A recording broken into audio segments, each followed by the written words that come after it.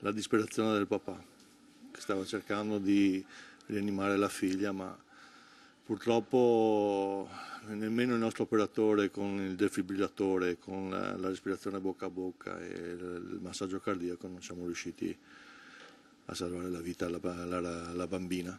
Questa è l'immagine che uno dei membri dell'equipaggio della Guardia Costiera intervenuto domenica in Bacan vicino a Sant'Erasmo non riesce a togliersi dalla mente. Roberto Piva mentre tenta disperatamente di salvare sua figlia Cecilia, morta a 12 anni dopo un terribile incidente. Un'onda, con tutta probabilità provocata da un lancione Gran Turismo, avrebbe sbalzato il barchino su cui si trovava la bambina insieme al fratello di 14 anni, il papà e la sua compagna. Sarà molto dura per loro, specialmente anche per il bambino, perché io l'ho visto molto, tremava e aveva gli occhi nel vuoto. Una scena scioccante, quella che domenica pomeriggio verso le 17:30 si sono trovati davanti i vigili del fuoco, Guardia Costiera e SUEM 118, giunti sul posto dopo l'allarme. Nel giro di 4-5 minuti ci siamo trovati sul posto e abbiamo operato subito con il defibrillatore con il nostro operatore BLSD che avevamo a bordo. E nel frattempo, quando siamo arrivati, abbiamo visto che c'era già il papà, si presupponeva che fosse il papà di questa ragazzina che stava praticando il massaggio cardiaco, e niente, dopo a seguire sono sopraggiunti i mezzi della questura e l'APL dei pompieri e l'ambulanza.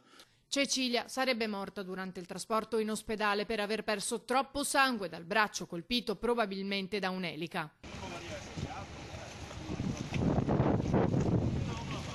Ora sono in corso le indagini condotte dalla Capitaneria di Porto per chiarire eventuali responsabilità e le velocità dei mezzi che transitavano in quel momento. Ma questo incidente riapre la questione del moto ondoso, dei limiti del traffico acqueo.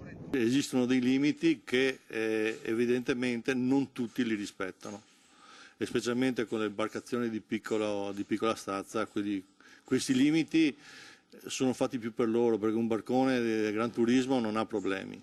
Sono le barche di piccola stazza che vengono sbattute a destra e a sinistra dalle grandi onde che fanno. Bisognerebbe avere tanto più rispetto delle persone, della gente che ci naviga in laguna e avere un attimo di correttezza e di pensare al prossimo, perché ho capito sì, le onde anomale ci sono, però se uno va in velocità sostenute e succedono questi impatti